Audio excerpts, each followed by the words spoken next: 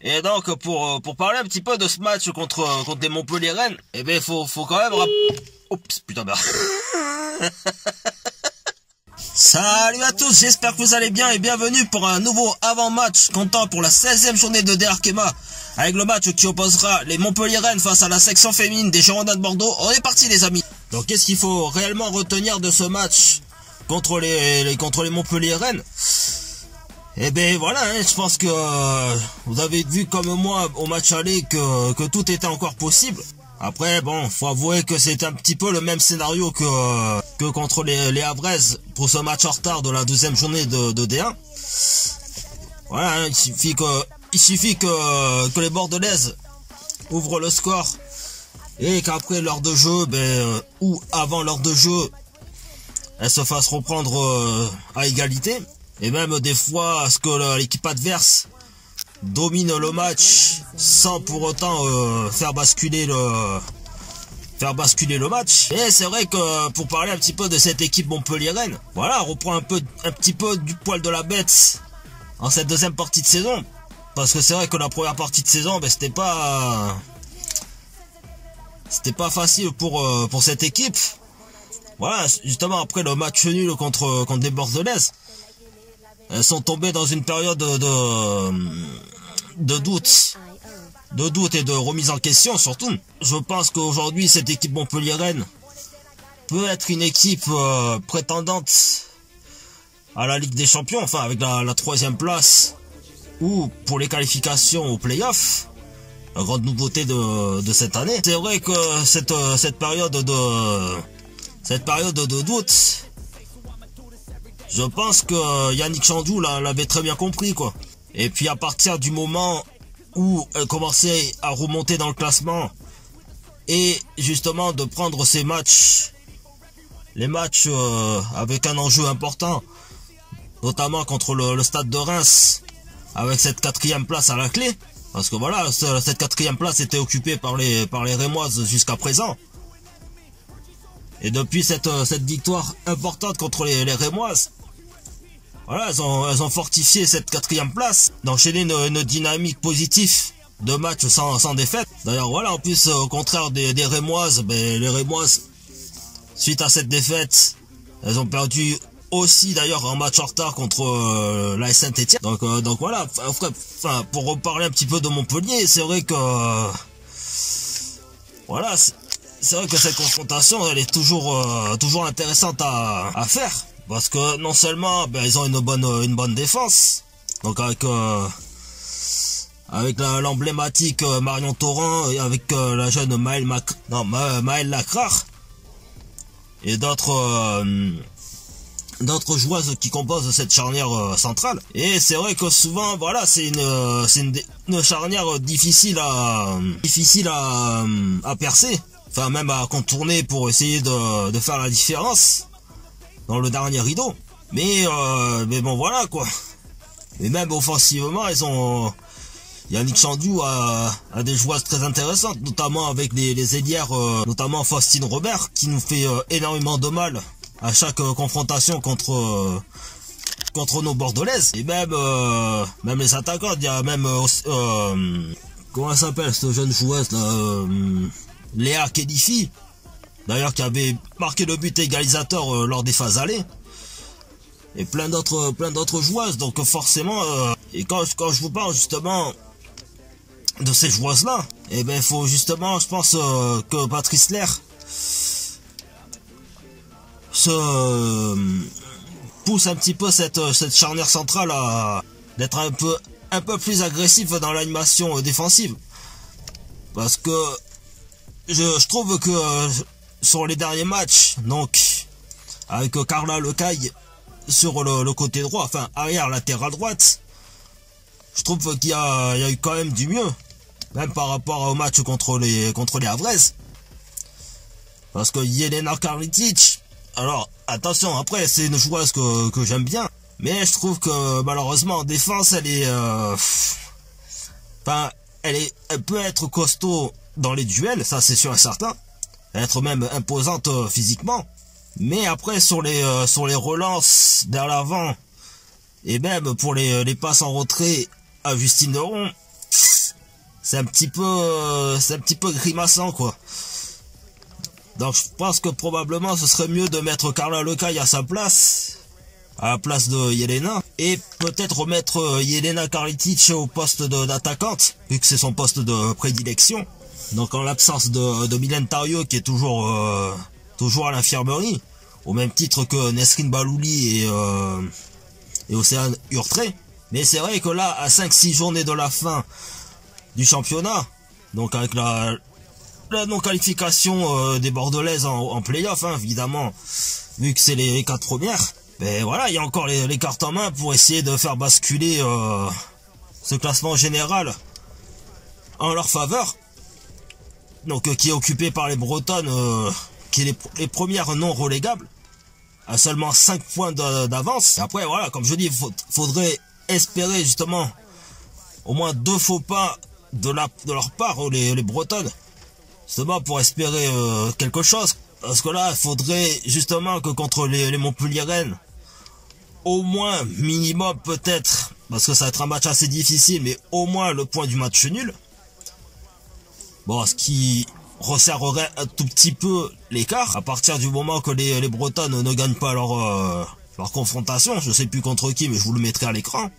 Même les Lillois, il faudrait pas qu'elles gagnent leur prochaine confrontation, quoi. Et voilà, on sait de quoi elles sont capables, les Lilloises, aujourd'hui. Vu qu'elles arrivent à faire des matchs nuls spectaculaires, notamment contre les Havraises, il y avait contre le Stade de Reims, je crois, il me semble. Un truc comme ça. Donc voilà. Après, il y a les Dijonnaises, donc à domicile, où là, il va falloir réellement aller chercher les 3 points. Parce que c'est vrai qu'au match aller, bon, ça s'est joué sur un détail. Et même sur un carton rouge de Maël Seguin. Bon, qui au passage était très sévère, hein, je reconnais les choses. C'est à elle de tout donner. De rien regretter à la fin de la saison, quoi. Enfin, que ce soit la position de relégable ou non relégable. Quoi qu'il arrive. Donc voilà un petit peu pour cet avant-match de la 16e journée de Derkema. Alors oui les amis, d'ailleurs je voulais revenir sur une petite chose. Bon, c'est pas méchant ou quoi que ce soit, c'est juste histoire de mettre les choses au clair concernant mon travail que je fais sur le football féminin depuis 2020, enfin 2018 officiellement, mais sur YouTube en 2020 hein, par exemple.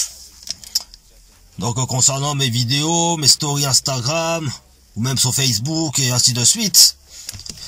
Donc voilà, c'est juste pour vous faire comprendre comment moi je fonctionne. Par exemple, quand je fais une story Instagram, donc pour faire un petit rappel de mes vidéos, enfin comme vous pouvez voir juste à l'écran, enfin le fait que je mentionne les joueuses concernées par les Girondins de Bordeaux, que ce soit Justine Leron, Océane Urtré, enfin toutes les joueuses bordelaises. C'est pas une question de les faire chier ou quoi que ce soit. Mais en fait, c'est juste pour que, justement, elles se sentent concernées par le travail. Parce que c'est vrai qu'aujourd'hui, si vous allez sur les réseaux sociaux et tout, enfin, cherchez une personne, justement, qui fait un peu comme moi aujourd'hui, quoi. Pas sans prétention ou quoi que ce soit. Et qui fait des briefings sur YouTube. Ou qui travaille sur Instagram ou Facebook, machin. Même d'aller voir du football amateur. Franchement, dites-moi en commentaire qui fait ce genre de choses. Mais voilà, pour établir un petit peu la vérité sur mon travail. C'est pas pour faire chier les joueuses ou les gardiennes que je fais ça en fait, hein. C'est juste que, voilà, il faut qu'elles se sentent concernées par ce qu'elles représentent aujourd'hui. Et même peut-être depuis des années. Bon, même si le football féminin a à peine à exister durant ces dernières années, hein, va pas se mentir. Enfin, avant cette génération Le Sommer et ainsi de suite. Mais voilà, comme je dis, moi c'est juste un but professionnel. Franchement, ce que je fais, c'est juste à titre professionnel. Voilà, c'est pas pour faire le mec, enfin comment dire, de faire un petit peu avoir une mentalité de groupie quoi. De me dire en mode genre ah oui, de se dire en gros que voilà, telle joueuse va voir ma story sur Instagram ou quoi que ce soit. Enfin après, comme je dis, qu'une joueuse, une gardienne reposte ma story sur Instagram, bon ça fait toujours plaisir. Un peu comme Laura Bourgoin aujourd'hui qui reposte mes trucs sur Instagram. Voilà, ça me fait plus que plaisir. Mais après, je vais pas me dire, ça y est, je vais devenir une star ou quoi que ce soit. Je m'en bats les couilles de ce truc-là, quoi. Moi, je fais ça réellement par la passion du football et surtout pour parler du football féminin comme moi je l'entends. Et puis surtout, voilà, après aussi, je voulais revenir sur les joueurs qui m'ont bloqué sur les réseaux sociaux. Et comme je dis, voilà, moi je suis pas là pour dénigrer ou juger la personne, quoi que ce soit.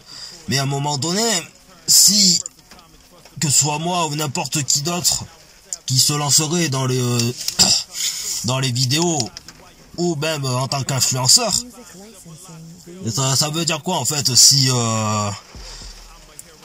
peu importe la joueuse ne supporte pas d'être critiquée sur les réseaux sociaux, bon c'est sûr que ça fait un peu mentalité de Kikula là, c'est sûr et certain. Le fait d'être derrière un téléphone ou derrière un clavier d'ordinateur, bon c'est sûr. Mais bon à un moment donné, moi j'ai voilà, moi je suis une personne qui aujourd'hui voilà est à la trentaine, donc j'ai plus le temps d'avoir cette mentalité là quoi. Donc à un moment donné, si je dis quelque chose, à la limite que vous comprenez pas, ou que vous trouvez un petit peu dur dans mes propos, moi y a pas de souci, on peut en discuter en privé, enfin en message privé sur Insta ou Facebook. Moi y a pas de souci.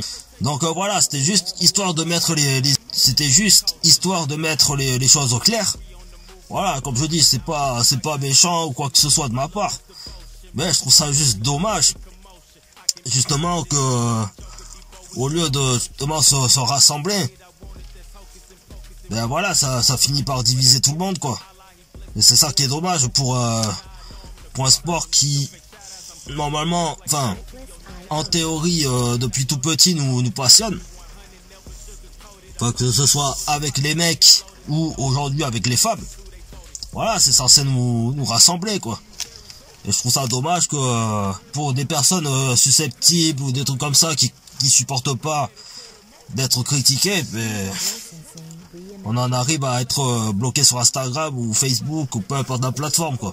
En tout cas voilà, j'espère que cet avant-match vous aura plu. Si c'est le cas, n'hésitez pas à vous abonner à ma chaîne YouTube, à lâcher un gros pouce bleu, à me suivre sur ma page Facebook, Instagram, qui sont dans la description, ainsi qu'à activer la petite cloche pour être au courant de mes prochaines vidéos. Donc là, la vidéo contre Montpellier le match contre Montpellier, ce sera demain. En ce début du mois de mars. Et puis allez Bordeaux, hein. Allez bye bye tout le monde.